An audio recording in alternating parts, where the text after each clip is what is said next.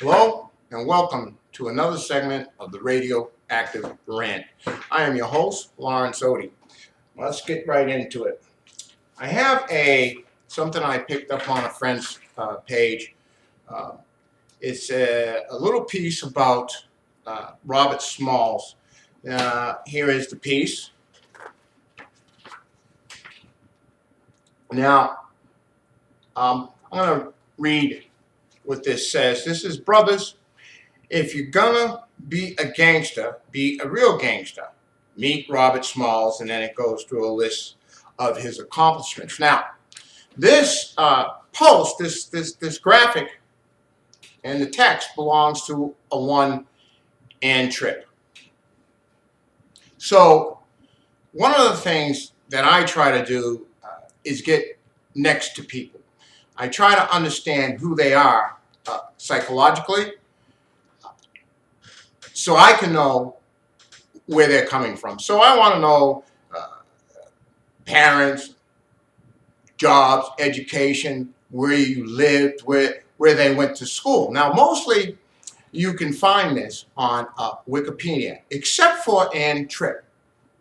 Ann Tripp has no footprint on Wikipedia. So this is, and all I can really find out about her is that she works for, or she graduated from college, and she was a singer, an opera singer, I believe, and she went on tour. Now, without a footprint, I don't know how she got there. I don't know what kind of singer she was. I don't know who she was singing for. I don't know who sent her on tour.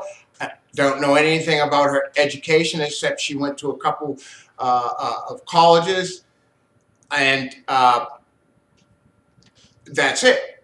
So when you don't know, well, I don't know, so it's hard for me to really drill down to who this person is and where she's coming from with this quote referencing a man who was born into slavery and freed himself by stealing a Confederate ship and getting past the Confederates and to getting past Fort Sumter to the Union Army, where they made him a pilot, and he also became a commander in the U.S. Navy.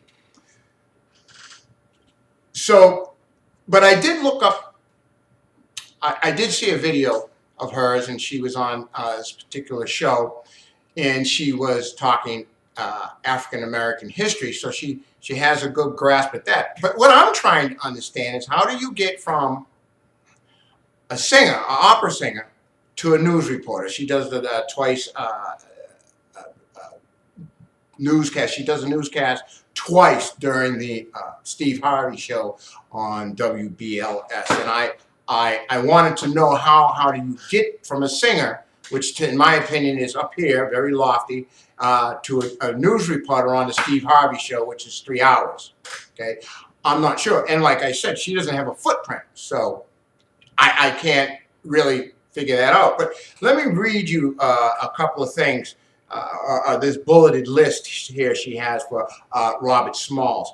Born into slavery, 1839, steals a Confederate military ship, 1862, disguises himself as a captain, outwits and get past Confederate guardships by using their secret codes and hand sign. Okay, outwit and get past. I'm reading this as I took the post. I copied this image, this graphic, off of a page. There's a problem there with the congregation of the verb. Get, I get, you get, she gets. Okay, so then there is that. Now she's a journalist, so she became a singer to journalist. And as far as I can tell, she has no training in journalism. She has no training in news reporting, but that's where she ended up with Steve Harvey. Okay, so rescued more slaves and their families. Okay, this is a bit misconstrued. Robert Smalls indeed did steal a Confederate ship, and he got past the Confederate Army. On the way, he stopped and he picked up his wife and his family and some slaves that were there in that proximity. Robert Smalls is not Harriet Tubman. He is not part of the railroad, the Underground Railroad. Now, how do I know this? I have a book, African American Timelines, 500 Years of Achievement in Black History. Look it up. Robert Smalls is mentioned a mere 3 times in the book. 3 times out of 346 pages. So I think it's safe to say that none of those sightings, which I refer to in the book, have anything to do with rescuing slaves. So she embellished a little bit here, and escaped to freedom and runs for Congress and wins. Okay, he did run for Congress, and he did win, and he was there for 12 years. After 1876 and the election of Rutherford B. Hayes, that led to the pulling out of Union troops out of the South and the rise of the KKK and the Night Riders and lynching and terrorism of black folks and white folks. If you didn't do as according to the will of the politicians, the white politicians in the South, okay, you were considered, what was it, a scallywag, and you could suffer the same type of harassment and even death as the black folks did after the Union Army pulled out. So you don't hear anything. So Robert Smalls, by my account, did 12 years in Congress, and that was it. Whereas some congressmen were able to die in office. And in fact, when after 1876, that was the last black person from South Carolina that you saw elected for a very, very long time, at least till the 20th century. So, and then she writes down here, she says, now is that gangster for you? Okay, so I'm going to move on from that because that's what I got about Ann Tripp, and that this is her contribution to history, African American history, which is American history. And what I want to say about this is I get it in more ways than one. To me, I had to ask, so who is Ann Tripp appealing to? Who is her target audience? It's not me. Okay, I have a good understanding of gangsters and what gangsters are about. I do. However, I have to look at it in this way. White folks love self-loathing black folk. Now, what do I mean?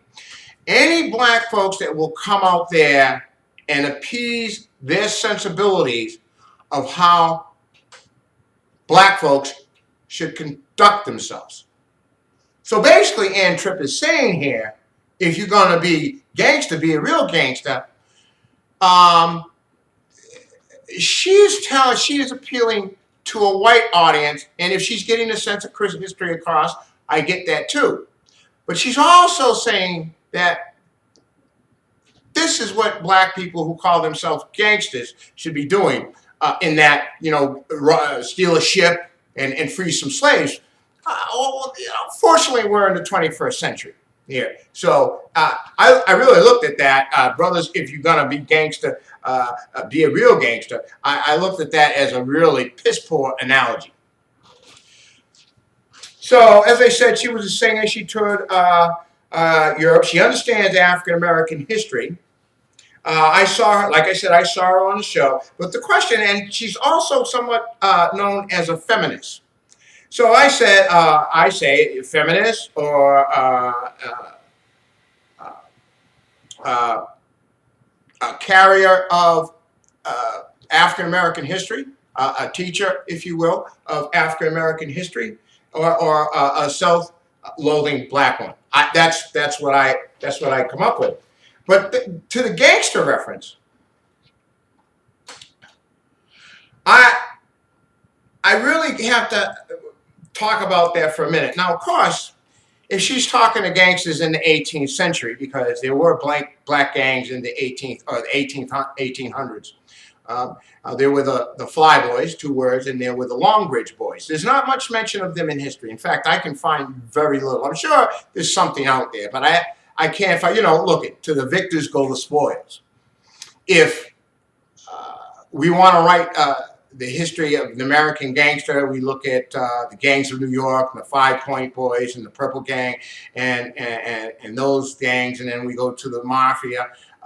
Well, we're going to leave out the black gangs because they're really insufficient, or insignificant, I should say. So we don't know, but they do exist. I came upon that. So if she's talking to them, well, I see that as a dead-end conversation because they're not around anymore. However, if she's referring to gangsters as in the 21st century, well, there's a problem here. As far as, in the bottom of this, of all this list of accomplishments here, down here in this box, okay, this box here, she writes, now, that's a gangster. Well, okay, I don't know. So let's talk about that, okay? Let's talk about 3 gangs. We're going to talk about the Blackstone Rangers out of Chicago, and which I know a little bit about, and the Bloods and the Crips. Okay, so how do I know about the Blackstone Rangers? Well, when I was in the Navy, I knew I had a shipmate from Peoria, Andre McKinney. Andre McKinney knew well about the Blackstone Rangers. Okay, in fact, he told me a little story about a political election. There was a black man was trying to get elected to office, and Blackstone Rangers played a key part in that. If you didn't have that picture of that certain person that was aspiring to be a politician in your windows are going to get broken by the Blackstone Rangers. And my friend, as I recall it, told me, and yeah, those pictures were put up in the windows because the Blackstone Rangers were not to be trifled with. A little more history about the Blackstone Rangers is that they were such a force in 1961, 1963, that they received $1 million grant from the government because they were a political force. They were not only a gang, but they did things in the community. But first of all, they were a criminal organization. Well, they got, and I suppose they had some help. They were in Blackstone Avenue in the Woodlawn area of Chicago's south side, and I'm looking for. There was another gang also that were their rivals, and that would be the Disciples. Okay, so I'm wondering, is this who Ann Tripp is referring to? Because it seems to me they had gangsterism down far more than what Robert Smalls could do. Because I don't believe Robert Small had $1 million given to him by the government to conduct an outreach center, educational hub, and I don't believe that he had minions working for him where they got paid out of this $1 million. And really what the Blackstone Rangers did is took that $1 million and pretty much continued on in the criminal activity that they were involved in the first place. They just got a lot of help from the government and ended up being called before Congress with the McClellan Committee, which the Blackstone Rangers pretty much told the McClellan Committee to go fuck off. They weren't dealing with that because, well, they were gangsters. Now, what I have to say to Ann Tripp, is that gangster for you? Because to me, that's gangster. Anytime you are a criminal organization and you can get the government to help out in your cause, that's gangster. All right, let's move on to the Bloods. The Bloods, Suge Knight. Now, Suge Knight, if anybody's paying attention, which I do. I don't expect anybody to do this. I am immersed in gang culture, you might say, to a point where I've seen it. I've been on the fringes of it. I'm probably one of the very few people that have actually been to Compton, California, because I had people that lived there and grew up there, and so I've studied gangs. And if you look at the Bloods, well, Suge Knight owned Death Row Records. That's gangster for you. In the 19th century or the 20th century, that's gangster. Okay, you own a record company where you have these artists on here making lots and lots of money. I just go look up the net worth of Snoop Dogg. Okay, just do that.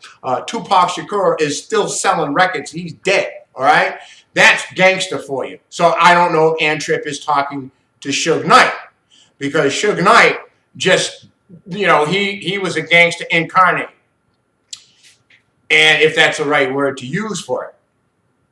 For him. But the Bloods also, if you read, I think his name is Richard Poole, if you read his book, Russell Poole, if you read his book, L.A.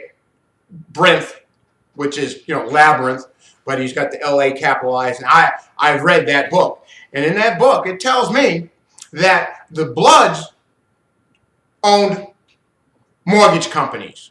Now, if Ann Tripp is talking to them, I say to her, yeah, that's gangster for me. That's far more gangster than Robert Smalls. Okay, Robert Smalls was a man trying to get from slavery to freedom and freed some people, and then became an officer in the U.S. Navy. Okay, and even at that, at some point, I think that was reversed. As soon as black folks were no longer any use, they weren't allowed to be in the armed forces. Okay, in fact, if they were, it was segregated, but that's a story for another time. So I asked Ann Tripp, is that gangster, having a mortgage company, having $1 million given to you by the government for the Blackstone Rangers? Is that gangster enough for you? That's gangster enough. That's gangster, okay? Now we move over to the Crips. Okay, also from, by the way, the Bloods are from Compton, and so are the Crips from Compton, California. The Crips, I have, are from coast to coast. I don't know if you call it transnational, okay? I guess you could call it that. But they are from the West Coast to the East Coast. Now, up in the East Coast, the Crips were indicted for smuggling or acting to import heroin. And they were doing this with the New Jersey Mafia. So here you have, just like Bumpy Johnson and Frank Lucas in the TV movie, the movie, Hollywood movie, American Gangster, where Denzel Washington played Frank Lucas, which was a right-hand man of Bumpy Johnson. Bumpy Johnson was the conduit to the Vito Genovese family in Harlem. Okay, so it was Vito Genovese went through Bumpy Johnson to get money out of Harlem, and Bumpy Johnson was big time. Frank Lucas, as portrayed in the movie, he was big time too. Remember, he had warships or planes, warplanes, transporting C-130s, transporting heroin in coffins, if I remember it correctly, back to the United States. Is that gangster enough for you? That's gangster, okay? So the Crips were working with the New Jersey mob, bringing in heroin. So same in the 20th century as is now today in the 21st century. That was sometime, I guess that was 2011, 2010 or something. So I say to Ann Tripp, who are you talking to? Because if you're talking to what I've mentioned here, you know, they're pretty much going to say to you to fuck off, okay? Because these brothers here, they're gangster and they're making big time money, all right? Because, I mean, if you look at Suge Knight, you know, you got a bunch of Bloods at a Mike Tyson fight in Las Vegas. I don't have quite that kind of scratch to be at a Las Vegas fight with Mike Tyson, okay? But there they were, representing. In fact, that's, if most of you realize or remember, that's how where Tupac Shakur was killed, sitting in the car with Suge Knight after the fight and headed to the hotel. Okay, now that's gangster. Okay. So, once again, Ann Tripp, who are you talking to? See, I happen to think Ann Tripp was talking to white folks. White folks love that, as I'm repeating, I'd probably be a little redundant here. White folks like when black folks tell other black folks how to behave, as long as the black folks they're referring to are behaving in a way that's acceptable to the white folks. You see what I'm saying? All right. But in the end of it all, I say to Ann Tripp, whoever you are, wherever you come from, however you got from being a singer, opera singer, to a newscaster on the Steve Harvey Show at WBLS. If you want to do some good and talk about history, let's talk about history in the making of the Black Lives Matter movement, because that's civil rights. I get all the recalling of history, especially that part which is glorified, because obviously Robert Smalls is glorified. And let's face it, white folks love exceptional black folks. They do. They're not the average guy, just the guy going out doing his job every day, whether it's a street cleaner or a bus driver. No, exceptional. Barack Obama, Mike Tyson maybe, but exceptional black folk. Black folk that's way up there on the totem pole. They like that, okay? But if you, Ann Tripp, and this is for you, if you could talk about what's happening now, the struggle now, the history that is being made now, because I'm not hearing a lot about you. In fact, until I saw this graphical post talking about Robert Smalls, I didn't know who you were. I still really don't know who you are. But talk about something that really matters, okay? And don't try to be on the right side and appealing to people. Tell it like it is, all right? So that's what you got to do, Ann Tripp. Come into the 21st century and talk about something historical as related to black folks that means a damn thing.